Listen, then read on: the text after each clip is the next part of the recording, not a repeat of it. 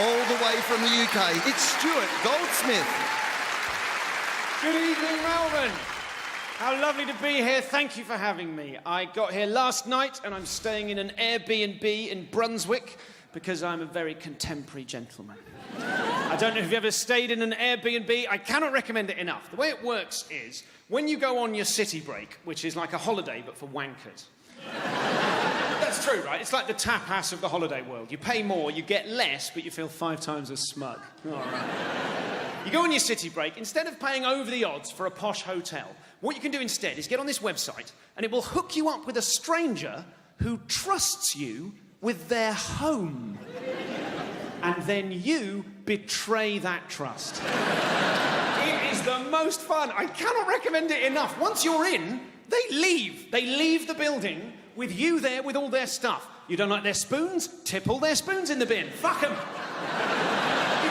You can wear their clothes. You're not allowed. Of course you're not. It's illegal. They can't stop you. As soon as they leave the house, you can pop on Alfredo's gym jams and his bathrobe and start sashaying around the flat, getting into character. Who is this Alfredo guy? How does he walk? How does he dance? Where does Alfredo make love? On every surface of the kitchen, of course. Dirty Alfredo. You bad, bad man. It's fantastic. Jackpot, every so often, you'll be rifling through their chest of drawers. You'll come up across one which is padlocked shut. Often you can just unscrew the back of the whole thing. It's fantastic. They will, of course, rinse you on the feedback. Now, if I'm honest, I think that feedback is overrated. And that's quite a clever sentence if you think about it.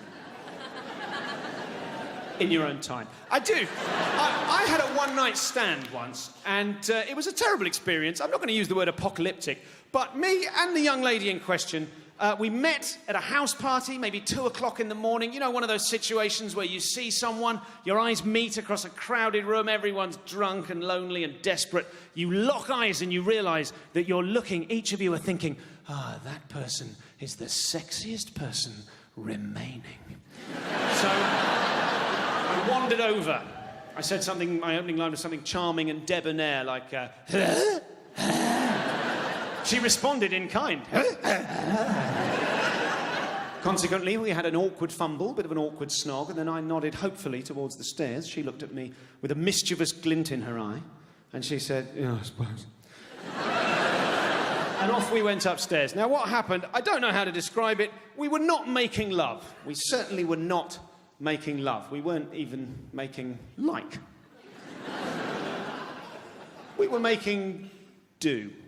I don't know if you've ever made do. It's profoundly unsatisfying. And bless her, at one point, she tried to spice things up with a little bit of feedback. She looked up at me and she went, harder, harder. I don't like that. That's criticism, isn't it? It's not sexy. It's complaining. Harder. She might as well be going better. Bigger. Someone else. You know, I don't know how you're supposed to respond to that kind of comment in the moment. If someone goes harder, you can't very well go, no. Sorry, I said harder. I heard you, Missy. This is as hard as it goes. It only has 2 settings.